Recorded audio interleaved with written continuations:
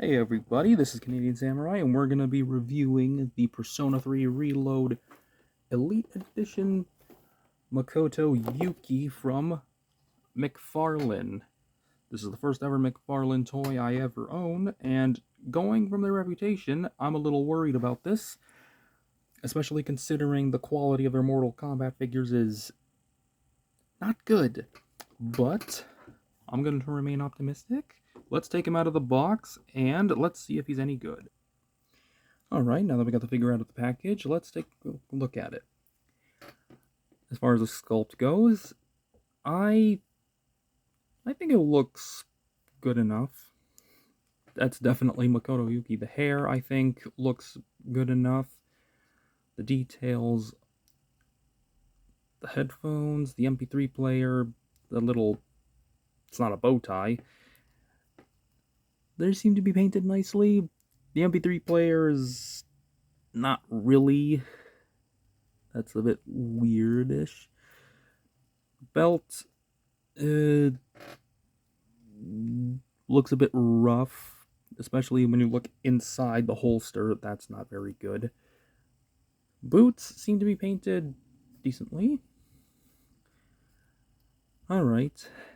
Now, one problem I noticed right away is the armband. That's not supposed to be that low.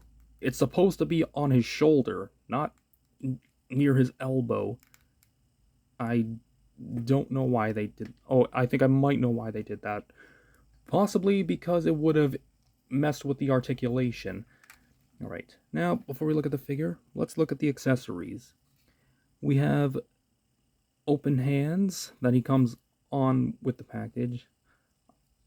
As for alternate faces, he has this, when he comes in the package, this blank stern face.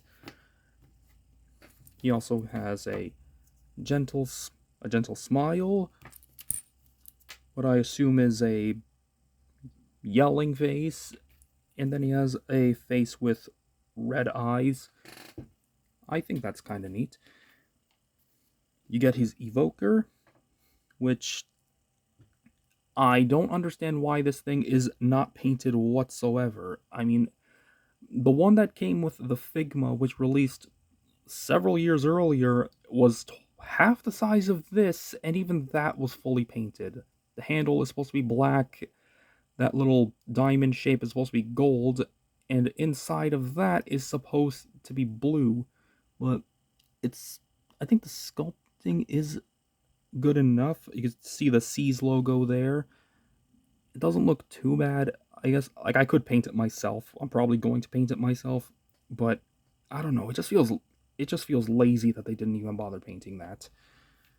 Now, as far as alternate hands go, we have widespread open hands. We have fists. Can't really see that because they're all black. And probably my favorite of the hands, you have one that's supposed to be holding a tarot card. I say supposed to be, but there's nothing printed on it. It's just blue. Again, the Nendoroid, which had a card, actually had printing on it. Even the D-Arts Elizabeth figure, which had a card, which was like 1/10 of this size, and that was somehow, they had the details on it. Ugh. You get a sword. Yes, it came warped like that in the package, and I think it might be a little too big. I think it needs to be like a little bit smaller. Like, this looks like a two-handed sword because it's scaled wrong. That's not very good. We also get a small stand with the game's logo on it and this Elite Edition card on the back, where it gives you all the data file. One thing I don't like, they actually give you a tarot card of the Fool Arcana, but it's not compatible with this stand. That really is such a missed opportunity. They really should have let this, like, use compatible with both. Like, maybe, like, cut the sides open, and then that could have actually, like, fit in like that. That would have been fine. And last but not least, we have a display stand. It's a clear plastic. You can see the game logo right there. It's not very adjustable. You can't it doesn't rotate at the base. It's just straight in. You have this piece, which is ratcheted, which not really gonna get much use out of that. And then we have the claw grip. It is actually nice and tight, so that's actually pretty good. You also have a peg. If you don't want to use this thing and you could just peg his foot into the base, you could do that. Alright, now it's time we look at the figure. And by that I mean the articulation. But first, to swap the faces, from what I've seen, you're supposed to... the hair is supposed to come off.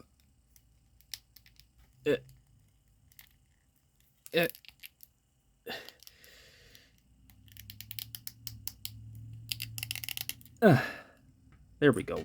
Like that. Eesh, that does not look good. And then you can just pull the face off like that and swap the face. Alright, jump cut. We're going to put that back. Alright, I got it back on. Now, let's look at the articulation. For the head, you can swivel it left and right. It does not go up at all. Okay, what about down? Down it goes...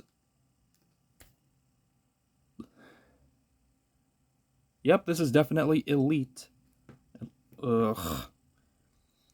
Okay, it could barely... You barely get a tilt.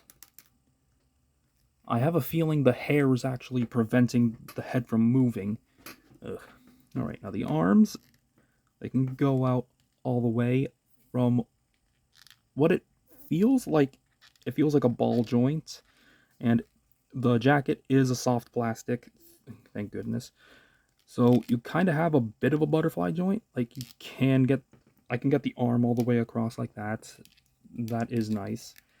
You have a bicep swivel. This piece is actually molded there. I cannot move it up and down. So even if you wanted to try and adjust that to make it more accurate, you cannot. You can see on the printing right there that's supposed to be at his shoulder, not on the lower part of his bicep. Now, we have a double jointed elbow. And that actually works really well. Might work a bit better on this end. Let's see. Works a little bit better on this one. This is actually blocking some of it. If you can actually... Oh, focus. If you can actually see that, it blocks it. That's not very good.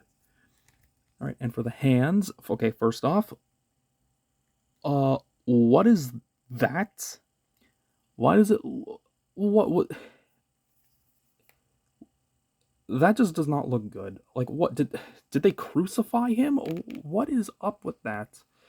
The hands, they just peg on, so all they can do is... So all the hands can only swivel. That's unfortunate. There's no hinge, no ball joint. Alright, now for the torso. Huh. Actually, he's got pretty good range in the torso. Looks like we have a ball joint and another ball joint in the lower part. So... Huh, you can lean forward pretty good, and you can lean back all right. That's not too bad. So far, that's probably the best articulation we've seen on this figure so far.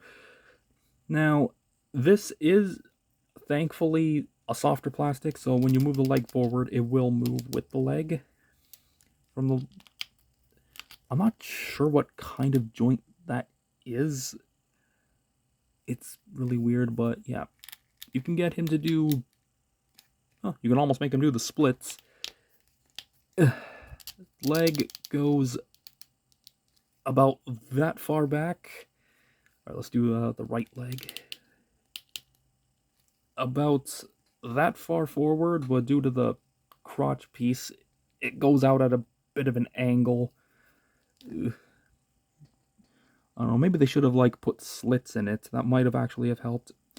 There is a thigh swivel. That's good. We have a double jointed knee, and we can see the pins. And that bends all the way like that. And it's kind of an ugly joint. It's not the worst looking double jointed knee. I've seen like the Jazzwares Halo Master Chief. They've done some terrible double jointed knees with that one. But it's not the worst. Could have looked a bit better though. And now for the ankle, it looks like it's just a regular hinge, so it can go that far forward and that far back. And there's no ankle rocker. You can twist, but that's... Oh, okay, hold on. Maybe if you mess with it, you can... Okay, Okay, so like if you fiddle around with it, you can kind of get an ankle rocker. Like...